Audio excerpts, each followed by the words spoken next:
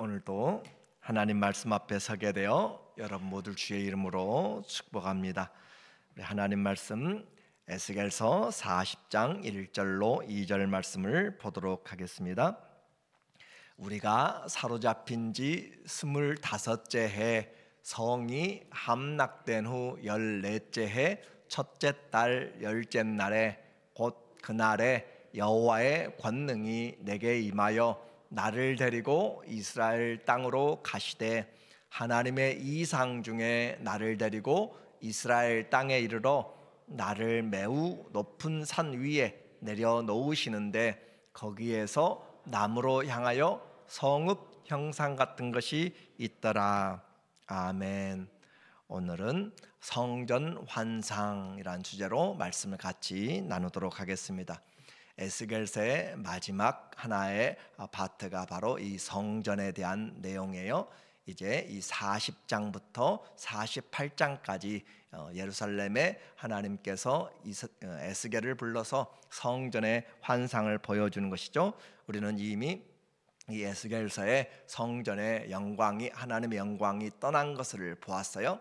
그리고 그들이 포로될 것도 미리 하나님이 말씀하셨고, 그리고 마침내 그 예루살렘에서 도망쳐 나온 자가 바벨론 포로지에 이르러서 그 환란을 이야기하였고, 그리고 그때부터 이 에스겔은 하나님의 회복의 메시지를 전하고 있어요. 그리고 모든 것이 다 회복됐는데 그것으로 끝날까? 성전도 땅도 다 회복되고 그리고 하나님의 통치가 이루어졌는데 38장부터 39장에 갑자기 종말의 전쟁이 일어나게 된 것을 우리는 보았습니다.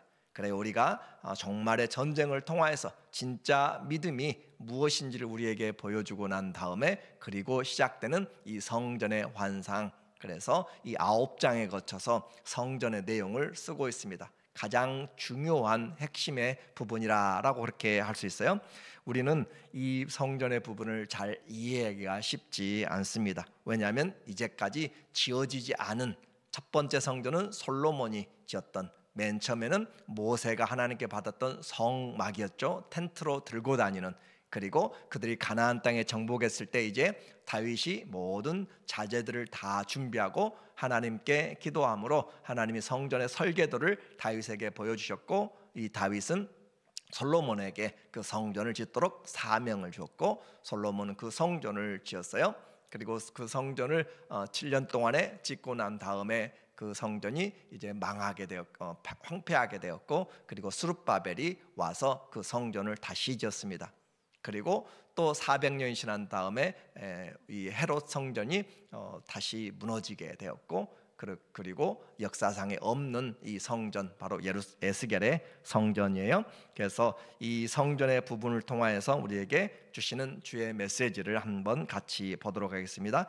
1절에 다시 보니까 우리에게 말하기를 우리가 사로잡힌 지 25째 해 성이 함락된 후 14째 해 첫째 달 10째 날에, 자, 이 에스겔서에 반복적으로 메시지를 시작하면서 이 사로잡힌 지 몇 년째라는 것을 이야기하고 있어요. 마치 난중일기를 쓰는 것처럼, 마치 포로되어서 가서 내가 지금 얼마나 지나가고 있는지 그것을 기록하는 것처럼. 그런데 이 메시지는 이제 에스겔서의 마지막 나오는 관용구입니다. 그래서 25째 해 성이 함락된 후 14째 해, 바로 이 에스겔이 597년에 그가 두 번째 바벨론에 침략 때 그가 사로잡혀 갔는데 그때 나이가 25살이었어요. 그리고 그가 하나님 앞에 부르심을 입은 5년이 지난 다음에 30세 때 하나님 앞에 선지자로 그렇게 부르심을 입었는데 이제 사로잡힌 지 25째 해라고 그렇게 함으로써 에스겔의 나이가 시운이 되었다라는 것을 알 수가 있어요. 그리고 이 예루살렘이 멸망한 지 587년, 586년에 멸망하였기 때문에 14년이 지난 다음에, 그래서 우리가 지금부터 계산한다면 기원전 574년 또는 3년 또는 572년 정도에 해당되는 때예요. 그때 그러니까 전체 70년의 바벨론 포로 기간에 의하면 거의 반 정도가 지나가고 있는 그래서 이 포로 기간이 반이 지나가고 있다라고 하는 것, 가장 암흑의 시대요, 가장 힘든 시대였고, 그리고 그들에게 이미 성전이 멸망한 지, 또 나라가 멸망한 지 14년이 됐기 때문에 어떤 소망도 없는데, 하나님께서 그때 이 말씀을 주시면서 그들에게 이 성전의 환상을 보여주셨다라고 하는 것은 얼마나 하나님의 그 소망이 그들에게 다시 불타오르게 만들고, 다시 이 포로의 시간이 결코 헛되지 않고 하나님 회복시킨다라는 것을 그들에게 말씀해 주는 것과 같아요. 그렇게 해서 하나님이 이 포로된 환상의 모습을 우리에게 말씀하는데, 그날에 여호와의 권능이 내게 임하여 나를 데리고 이스라엘 땅으로 가시되, 그래서 하나님의 권능이 그를 일으켜서, 우리는 이 에스겔에서 하나님의 권능이 임하여서 에스겔을 저 데라빔으로 또 그발 강가로, 그리고 하나님이 다시 한번 에스겔을 또 예루살렘 성전으로 데리고 갔는데, 그때에는 예루살렘의 성전에서 각양의 사람들이 우상을 섬기며 짐승들을 그려놓고 섬기고, 또 동방 태양을 향하여서 그들이 성전을 뒤로하고 그렇게 섬겼던 파괴되기 전에 모습을 보여주셨어요. 그런데 이번에는 하나님께서 이 골짜기 가운데, 마른 골짜기를 그렇게 37장에서 보여주신 그런 영이 이끌어갔고, 이제는 하나님께서 다시 그 성전으로 데리고 가시는데, 그 우상 숭배가 아니라 하나님으로 말미암아 회복된 성전을 보여주셨다라고 하는 것이 아주 중요한 것이죠. 이스라엘과 성전은 뗄 수가 없는 관계입니다.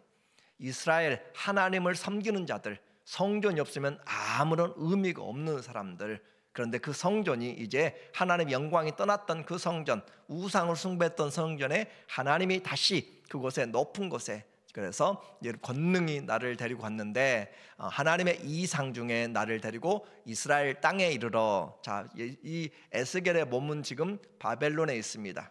바벨론 데라빔의 그 포로 수용소에 있는데, 그곳에서 하나님의 영이 이끌어서, 이것이 성경이 우리에게 말해주고 있는 하나님의 영적인 권능이고, 또 하나님의 창조의 능력이 우리에게 말씀해주고 있는 성경의 내용들이에요. 그래서 우리는 보이는 세계로만 보이는 것이 아니라 보이지 않는, 그리고 히브리서 기자처럼 보이는 모든 것은 보이지 않는 것에서 출발했다라고 하는 그 믿음을 가지고 오늘도 우리는 보고 있는 것이죠. 그래서 이스라엘 땅에 이르러 나를 매우 높은 산에 내려놓으시는데, 예루살렘 시온산 높이가 800m 정도 돼요. 그런데 매우 높은 산이라고 하는 것은 영적인 깊이를, 영적인 높이를 이야기하는 것이죠. 세상 어느 산보다 가장 아름답다. 시편은 예루살렘을 이야기하고 있어요. 예루살렘 황망한 곳이죠. 아무런 볼만한 것이 없는 언덕이에요. 그런데 그곳이 가장 아름답다. 히말라야산, 여기 여기에 이 눈산도, 또 많은 산들이, 레이뇨도, 많은 산들이 아름답고 너무너무 귀한 국립공원 같은데, 그 볼잘것 없지만 하나님의 마음이 있기 때문에, 하나님의 눈이 그곳에 있기 때문에, 하나님의 언약의 말씀이 있기 때문에 가장 아름답다라고 하는 것이에요. 마치 여러분의 자녀들이 가장 아름다운 것처럼, 다른 자녀 아주 멋있고 해도 그 자녀에게 우리는 잠깐 마음이 갈 수 있지만, 그러나 진정 우리의 관심은 아침부터 저녁까지 여러분의 사랑하는 자녀들에게 있는 것처럼, 하나님은 예루살렘이 가장 아름다운 산이다라고 하는 거예요. 하나님의 자녀들이 있고 백성들이, 또 그곳에 성전이, 또 하나님의 약속의 말씀이 있기 때문에, 그래서 내려놓으시는데 거기에서 나무로 향하여 성읍 형상 같은 것이 있더라. 그래서 하나님이 지금 전체적으로 이 환상을 보여주고 있는데, 그 그림을 한번 오늘 성전의 환상을 보게 되면, 이 성전을 여러분이 아무리 읽어도 머리가 돌아가지 않고 이해가 잘 되지 않아요. 여러분만이 아니라 저도 마찬가지고. 그래서 전체적인 그림을 보게 된다면, 그래서 이와 같은 것을 통하여서 이 에스겔이 본 환상입니다. 그리고 성전의 이 바깥에 이 담이 있어요. 성전 항상 담이 있다. 이 담의 두께가 3m, 3.1m가 됩니다. 아주 넓은 담이죠. 아주 두꺼운 담이에요. 그래서 이 담은 세상과 구별된 거룩의 모습을 지금 우리에게 이야기를 해주고 있어요. 그래서 이 3.1m 되는 이 담으로 사방이 둘러쳐져 있는데 이 솔로몬의 성전과 비교도 안 될 만큼 어마어마하게 큰 성전의 이 조감도를 지금 말씀하고 있어요. 그래서 에스겔을 통하여서 이 동문에서부터 시작하여서 이 문들과 방들이 다 있는데 이 바깥의 방들, 그리고 북문, 그리고 남문, 그리고 이게 이 성전의 안뜰이라고 이야기해요. 이 안뜰을 이야기하고 또 하나의 문이 있습니다. 이 현관문, 여기를 들어가면 또 하나의 뜰이 있어요. 여기를 안뜰. 그래서 여기는 바깥뜰, 여기는 안뜰. 문이 3개가 있습니다. 동문 시작, 그리고 안뜰 동문, 그리고 성전의 동문이 있어요. 그래서 이 안으로 들어가는, 그래서 바깥에서부터 안으로 들어가면서 이 문들과 이 방들과 이 모든 것들을 다 설명해 나가는, 그것을 에스겔은 그림으로 보았는데 그 그림을 보면서 우리의 글로 썼기 때문에 여러분이 읽어도, 제가 읽어도 잘 이해되지 않는 이 조감도고, 그리고 오늘부터 시작해서 성전 이 내용을 이야기하고 다음 주 토요일은 동영상으로 된 것을 잠깐 보면 여러분이 훨씬 이해가 될 것 같아요. 자, 이와 같은 내용을 통하여서 오늘 우리는 이 에스겔의 그 환상을 지금 보고 있습니다. 성전에서 갈수록, 이 입구에서부터 갈수록 점점 좁아지고 있어요. 그것은 하나님의 거룩하심에 대한 분리 또는 구별이라 그렇게 할 수 있습니다. 길이의 통로가 점점 가면서 좁아진다라고 하는 것이죠. 그렇게 해서 들어가게 되는데 주의 영이 그를 이끌어서 가게 되고, 이 내용을 본 다음에 하나님께서 말씀하신 내용이 있어요. 오늘 그 말씀에 보니까 3절에 보면 우리에게 말하기를 나를 데리시고 거기에 이르시니, 자 이제 하나님의 성전을 보여주려고 하나님이 높은 산 예루살렘으로 갔다 이 말이죠. 그곳에 가서 보니 모양이 놋같이 빛난 사람 하나가 손에 삼줄과 측량하는 장대를 가지고 문에 서 있더니, 그래서 아주 놋같이 빛난 아주 천사의 모습 같아요. 그래서 놋같이 빛난 사람 하나가 손에 삼줄과 청량하는, 그래서 측량 기사처럼 그렇게 청량하는 그런 자가 문 앞에 서 있더니, 그 사람이 내게 이르되 인자야. 이 에스겔에서 인자, 에스겔을 그렇게 부르는 것으로, 내가 네게 보이는 그것을 눈으로 보고 귀로 들으며 내 마음으로 생각할 자. 자, 성전을 보면서 지금 하는 말이에요. 이것을 눈으로 보여줘요 지금. 그러나 이것은 실제 있는 것은 아니고 그에게 지금 이 비전을, 환상을 보여주는 거죠. 그렇게 보여주면서 눈으로 보고 귀로 들으며 설명을 지금 이제 가이드가 돼서 이 천사가 같이 가면서 길을 재주고 이야기를 해주고 길이와 넓이와 그 모든 것들을 지금 재주고 있는 그런 투어 가이드예요. 그렇게 들으며 내 마음으로 생각할지어다. 내 마음으로 이 성전이 왜 필요한지, 이 성전이 무엇인지, 왜 말씀하시는지 그것을 지금 생각하라 그 말이죠. 그렇게 생각할지어다. 내가 이것을 내게 보이려고 이리로 데리고 왔나니. 그러니까 하나님이 지금 이걸 보여주고 싶다라고 하는 거죠. 하나님 이것을 보여주고 싶어서 왔는데 이걸 생각할지라. 너는 본 것을 다 이스라엘 족속들에게 전할지어다 하더라. 자, 이 보고 들은 모든 것을 이제 보는 것을 끝나지 않고 포로지에 있는, 그리고 소망이 없이 70년의 바벨론 포로의 한 중간에 가장 암흑기에 있는 사람들에게 가서 뭘 이야기해야 돼요? 이 성전의 환상을 이야기한단 말이에요. 그러면 그들이 들을 때 이스라엘은 밥은 없어도 성전이 있어야 되는 사람이에요. 쉽게 표현한다면 그렇죠? 그런 사람들에게 하나님의 성전이 이와 같이 정확하게 치수들을 좇아서 모든 담의 넓이, 방의 넓이, 또 그 기둥의 길이 전부 다를 하나도 정확하게 빠짐없이 그렇게 기록한 것을, 설계도를 보여주면서 하나님 앞에 받은 것을 이야기할 때 사람들은 점점 소망이 생기게 되고, 하나님이 우리를 버리지 않았다. 하나님 우리와 함께 하신다. 지금은 아무것도 보이지 않지만 그러나 하나님이 함께 한다라고 하는 것을 알게 되는 것이죠. 이것이 바로 말씀의 능력이고 하나님 우리와 함께 하시는 그 약속의 말씀들을 우리가 마음으로 받는 것과 같은 거예요. 그래서 이와 같은 것은 결국 포로들이 잘 들을 때 믿음이 생기는 것이고, 소망이 생기는 것이고, 감사가 생기는 것이고, 그러게 할지라도 너희가 뭐 하라고 그랬어요? 기도할지니라 그랬죠. 하나님의 돌보심을 통해서 기도하도록 만드는 것이고, 그래서 기도가 안 되는 것은 말씀을 보지 않기 때문에 기도가 안 되는 것이에요. 말씀을 보면, 구체적으로 보면 구하라, 찾으라, 두드리라. 약속의 말씀들이 우리에게 계속 오기 때문에 기도하지 않을 수가 없는 것이고, 그래서 하나님의 말씀을 듣는 것으로만 끝나지 말고 그 말씀을 붙잡고 우리에게 기도하도록 만들면서 믿음을 가지고 살아가도록. 세상 사람들은 자기의 계획을 따라가지만 우리는 믿음으로, 나의 의는 믿음으로 말미암아 살리라 라고 그렇게 이야기해요.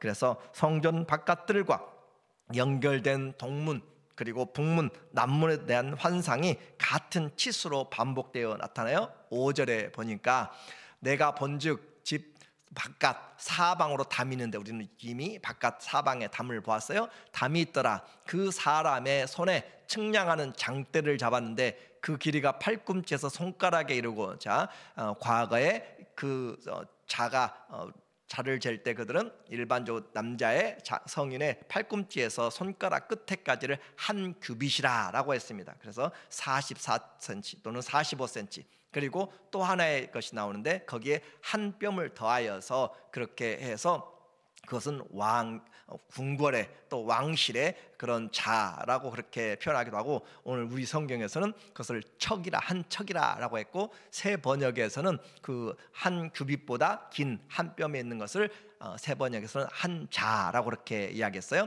그래서 대강 여러분이 50cm, 52cm 정도 생각하면 될 것 같아요. 그러니까 그 정도의 길인데, 한 손바닥의 너비가 더한 자로 6척이라. 그 담을 측량하니 두께가 한 장대요, 높이도 한 장대며, 그래서 바깥에 있는 것이 바로 50cm, 요거 33m 정도 되는 그런 거리를 길이와 높이로 그렇게 되어 있고, 그가 동쪽 문을 이르러 층계에 올라 그 문의 통로를 측량하니 길이가 한 장대요, 그 문 안쪽 통로의 길이도 한 장대며, 이렇게 하면서 이제 그 투어 가이드가 되어서 이 천사가 에스겔에게 성전의 각양의 모습을 보여주고 있습니다. 그래서 문에는 이제 문지기의 방들이 사방으로 30개가 그렇게 있게 되고, 사방 현관에 사방으로 또 뜰이 있게 되고, 문 벽에는 종려나무가 그려져 있습니다. 16절에 보면 문지기 방에는 각각 닫힌 창이 있고, 문 안 좌우편에 있는 벽 안에도 창이 있고, 그 현관도 그러하고 그 창은 안 좌우편으로 벌여 있으며 각 문 벽 위에는 종려나무를 새겼더라. 자, 종려나무, 솔로몬의 성전 안에도 종려나무가 그려져 있다는 것을 우리는 또 그룹 천사가 그려지는 걸 보았어요. 종려나무 생각하면은 우리에게 승리, 영광을 이야기하고 있습니다. 그래서 하나님의 성전, 승리한 자들이 들어가는 곳이고, 그 하나님의 영원한 승리와 영광이 있는 곳을 말하는 것이에요. 그래서 그와 같이 되어져 있는데, 이 종려나무가 번성한 것처럼, 그리고 성전은 들어가면 갈수록 점점 통로가 좁아지면서 구별시킨다. 31절에 현관이 바깥뜰로 향하였고 그 문벽 위에도 종려나무를 새겼으며 그 문간으로 올라가는 8층계가 있더라 라고 하면서, 밖에서 들어가서 첫 번째 그 안으로 들어가는 곳에 8개의 층계를 지나가고, 그리고 또 들어가서 7개의 층계를 지나가고, 또 들어가서 10개의 층계를 올라가는, 그래서 가면 갈수록 높이는 높아지고 길이는 좁아지고 마치 천상의 사닥다리처럼 그렇게 보여지는, 이것은 우리에게 말하는 하나님의 거룩하심에 대한 그런 은혜를 이야기를 해주고 있는 것이에요. 그래서 우리는 세상에 있는 것들을 다 가지고 들어가는 것이 아니라 하나님이 받으시는 것들을 가지고 들어가게 됩니다. 이 성전에서 도대체 뭘 하는가? 성전은 이와 같은 것에서 하나님께 예배하는 것이다 라고 하는 것을 꼭 기억을 해야 돼요. 그래서 45절과 46절에 보면, 그가 내게 이르되 남쪽을 향한 이 방은 성전을 지키는 제사장들이 쓸 것이요, 북쪽을 향한 방은 제단을 지키는 제사장들이 쓸 것이라. 자, 그런데 이상한 단어가 나오죠. 성전을 지키는 제사장, 예배를, 제단을 지키는 제사장, 우리에게 지킨다라고 하는 걸 통하여서 뭔가 마치 에덴 동산을 지키라라고 한 것처럼 우리에게 예배가 세상의 그런 죄로부터, 사단의 공격으로부터 우리가 하나님 앞에 영적인 그런 준비를 해야 될 것들을 말하는 거예요. 그래서 그냥 드려지는 예배가 아니라 하나님이 영과 진리로 예배한 자들을 찾으시니라. 우리는 이미 성전에서 제사했던 자들이 얼마나 모습은 장로였고 모습은 많은 직책을 가지고 그렇게 지긴 했지만 그들이 동방의 태양을 섬겼고 짐승들을 섬겼고 각양의 우상들을 섬겼던 투기의 또 질투의 그런 우상들을 섬겼던 것을 보았어요. 그래서 예배는 우리의 죄와의 싸움이고 세상과의 싸움이고 육신과의 싸움이고 사단과의 싸움이고, 그래서 예배가 지켜져야 된다라는 것을 우리가 한번 생각을 해 보아야 되는 거예요. 그렇게 해서 제사의 모든 것들을 갖추고 있습니다. 그리고 앞으로 이제 이 모든 것을 하나씩 또 보여주고 나가고 있는 그런 예스겔의 성전의 환상의 모습입니다. 오늘 우리에게 이 성전을 보여주는 것은 우리의 신앙이 그냥 단순히 힘들고 어렵다고 끝나는 것이 아니라 보이지 않는 하나님이 우리를 여전히 살피시고 계신다라는 것이고, 그리고 포기하지 않았다는 것이고, 우리가 그곳에 가는 이유, 예루살렘이 회복되는 이유, 우리가 가나안 땅에 들어가는 이유, 모든 것은 하나님을 섬기기 위한 것입니다. 그래서 하나님이 불러주신, 택하여 주신 그것이 얼마나 감사하고 하나님이 반드시 이룰 것, 그래서 하나님이 이미 보여주셨다라고 하는 것은 완성된 것을 말하는 거예요. 그래서 우리는 이미 받은 것으로 알고 하나님께 감사하는 것이고, 이 성전이 우리에게 예수 그리스도께서 우리에게 오심으로써 이 종말의 영적인 그런 성전을 우리 안에 만들어 주신 것이죠. 그래서 우리가 그리스도의 거룩한 성전인 것을 너희가 알지 못하느냐라고 함으로써 우리에게 하나님을 섬기는 가장 중요한 마음과 눈이 있는 것으로 만들어 주셨어요. 이제 그 성전에서 뭘 해야 되는가? 하나님이 다스리시고 하나님 만나고 우리가 하나님을 섬기는 그것이 바로 참된 성전의 목적입니다. 그리고 그곳에서부터 생수가 흘러서 나가게 되는, 오늘 우리에게 이 현장에도 하나님 보이지 않지만 여전히 우리에게 듣고 본 것을 생각하여서 말하라 라고 한 것처럼, 우리가 들은 주의 말씀, 생명의 말씀, 진리의 말씀을 우리가 듣고 믿음으로 전함으로 다른 모든 지체들이 주님 앞에 새로운 소망과 은혜를 가지고 살아갈 수 있는 그런 축복의 통로들이 다 되시기를 예수님의 이름으로 간절히 축원합니다. 아멘. 하나님 아버지, 오늘도 우리에게 하나님의 말씀을 주시고 주의 말씀이 우리에게 영으로 생명으로 진리로 들려지도록 인도하여 주시고, 세상과 구별된 담장처럼 오늘 우리의 삶이 주 앞에 성별되고 우리의 믿음, 신앙의 고백으로 분명한 삶의 목적을 가지고 다시 한번 주님 앞에 살아갈 수 있는 하나님의 자녀들 되게 하여 주시옵소서. 예수님의 이름으로 기도합니다. 아멘.